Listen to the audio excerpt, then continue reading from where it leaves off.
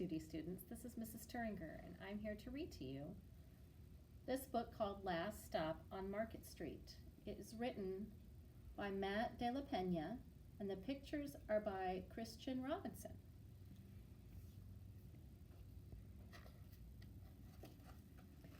It's dedicated to Luna and her two grandmas, and to her Nana.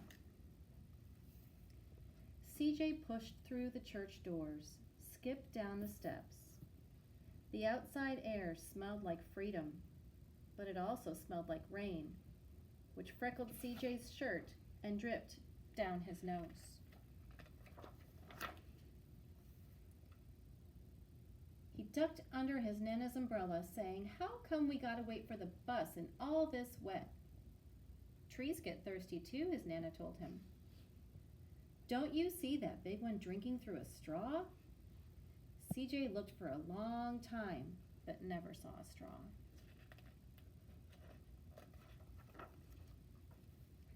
From the bus stop, he watched water pool on flower petals, watched the rain patter against the windshield of a nearby car. His friend Colby climbed in, gave CJ a wave, and drove off with his dad. "Nana, how come we don't got a car?"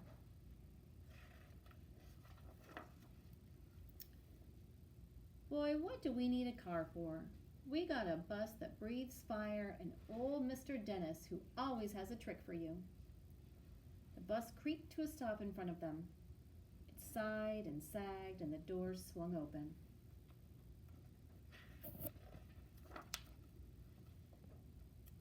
"What's that I see?" Mr. Dennis asked. He pulled a coin from behind CJ's ear, placed it in his palm. Nana laughed her deep laugh and pushed CJ along. They sat right up front. The man across the way was tuning a guitar. An old woman with curlers had butterflies in a jar. Nana gave everyone a great big smile and a good afternoon. She made sure that CJ did the same. The bus lurched forward and stopped, lurched forward and stopped. Nana hummed as she knit. "How come we always gotta go here after church?" CJ said.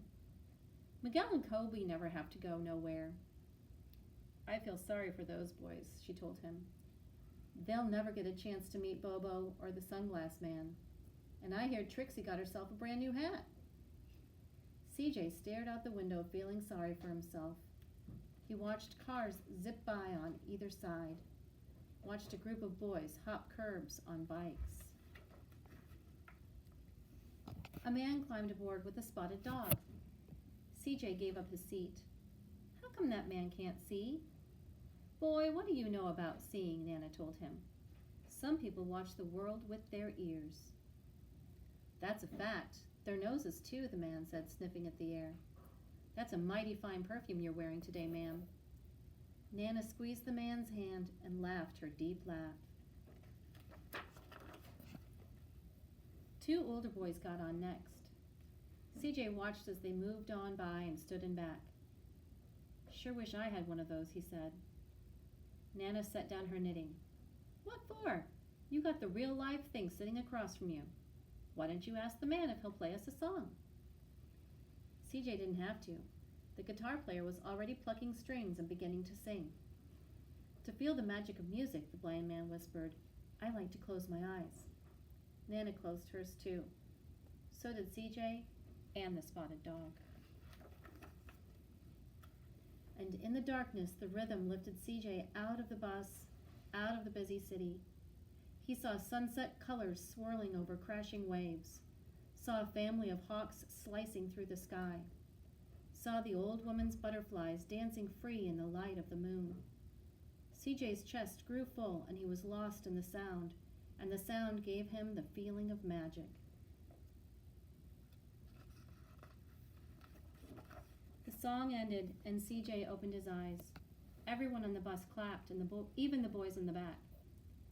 Nana glanced at the coin in CJ's palm.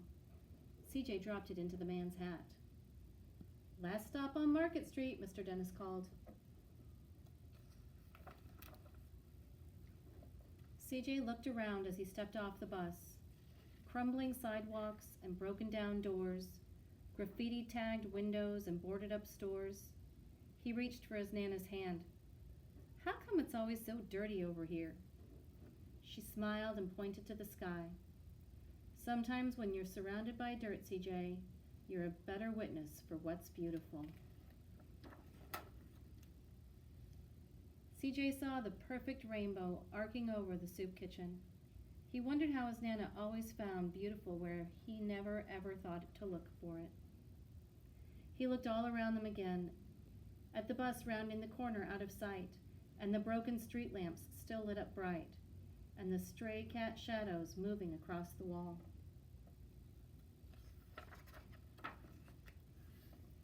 When he spotted their familiar faces in the window, he said, I'm glad we came.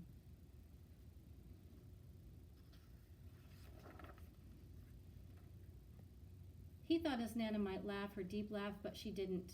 She patted him on the head and told him, Me too, CJ, now come on.